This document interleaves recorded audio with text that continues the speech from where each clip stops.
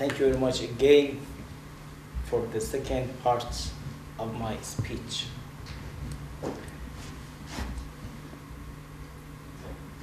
The Prophet of Islam used to send the letters to the head of most of the countries at that time.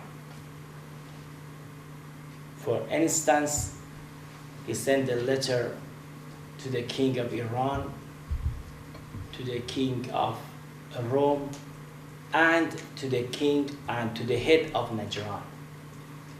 At the time, the Najran was in the border of Yemen. Najran was a very pleasant area with 72 villages. At the time, they were Christian. The Prophet wrote a letter to them saying that Allah subhanahu wa ta'ala has chosen me as a prophet, and I'm introducing you the religion of Islam, and if you embrace the religion of Islam, you will reach salvation. The Prophet sent this letter to the head of Najran. When the Holy Prophet's representative gave this letter to the head of Najran, he read the letter very carefully. Then he said, I must call a meeting and discuss regarding this letter. The head of Najran arranged a committee and they talked about this letter. One of them, which was very wise and intelligent man, he told to the head of Najran that I heard from my religious leaders, from my religious scholars, that the prophethood will be in the family of Ismail. And probably the Prophet of Islam is the same promised prophet. Anyway, the head of Najran, he told to the representative of Prophet of Islam, he said, you go back, we will send a committee and they come to the Medina, they will meet the Prophet of Islam and will give the answer. After a couple of months, the representative of Najran, the head of Najran, they entered to the city of Medina. They came directly to the mosque of Medina wearing golden clothes, silken clothes, and golden rings. And in such a way, they realized that the Prophet is not happy with them.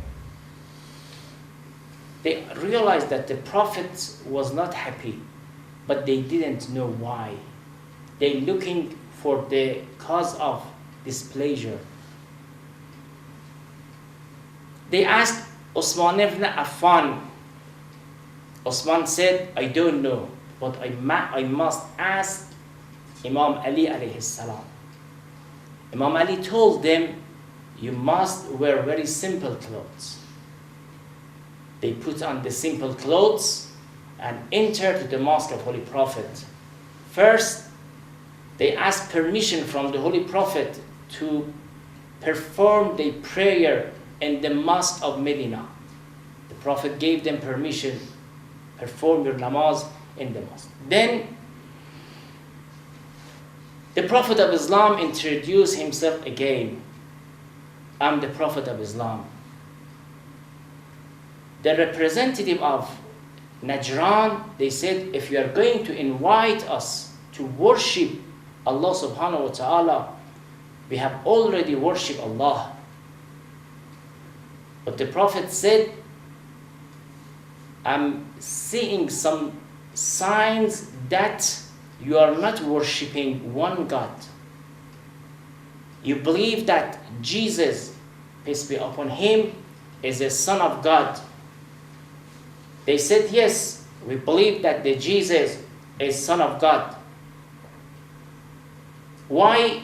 They say because Mary gave a birth to Jesus without any father, and it shows that he was the Son of God.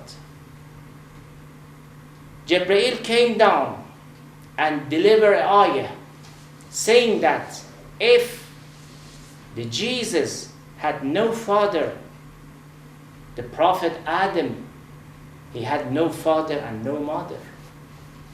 And nobody can claim that the Prophet Adam was the Son of God.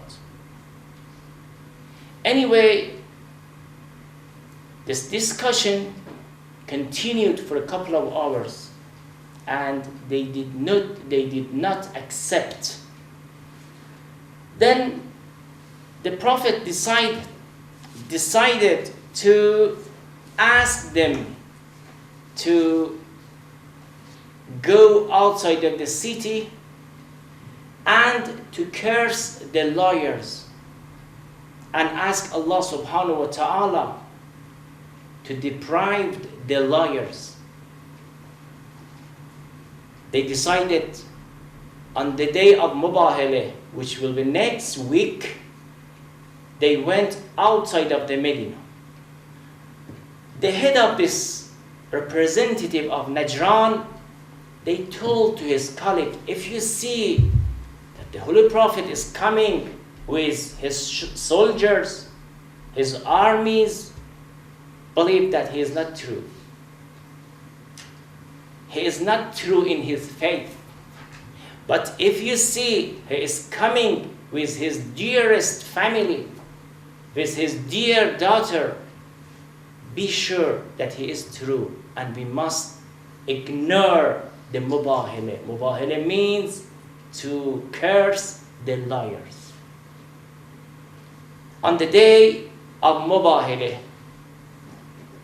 the representative of Najran, they were waiting for the appearance of Prophet, and they realized that the Prophet is coming with 4 very great persons. Ali alayhi salam, his wife Fatima Zahra, the great daughter of Holy Prophet, and Hassan, Hussein, 2 grandsons of Holy Prophet. The head of the representative said, I'm seeing some very shiny and pious faces in such a way, if they pray can remove the mountain. So, according to historian books, according to historical books, the Christian, they reject to do Mubahila, and they accept to sign an agreement to pay money as a Islamic tax, and the Islamic Ummah to protect them in the north of Saudi Arabia of that time. This is the history of Mubahila. Allami Tabatabai, you know, he was very, very great Mufassir Quran, interpreter of Quran.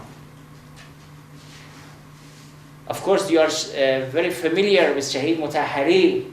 He says, I'm sure that some parts of Tafsir al-Mizan was written by the unseen power. Some part of al-Mizan was not written by Allami Tabatabai himself. Allah helped them to write this great tafsir. Allami Tabatabai, in the interpretation of the ayah of Mubahila, he says that the story of Mubahila, the incident of Mubahila, is a permanent miracle of Islam. Because we believe that Mubahila is one of the miracles of Holy Prophet. But he says the Mubahila is a permanent miracle of Islam. It means that if you believe that you are right, 100% you are right, you can do Mubahila with your friend, which you are sure that he is wrong. And Allama Tabatabai says, I'm ready to do Mubahila with those people who do not agree with him for some, for example, issues. This is the history of Badir, the history of Mubahila, and the history of Mubahila shows that the Ahlul Bayt, Imam Ali, his grandsons, the Prophet's grandson, and Fatima Zahra, they were very great, pious, and pure people. Assalamu alaikum wa rahmatullahi wa barakatuh.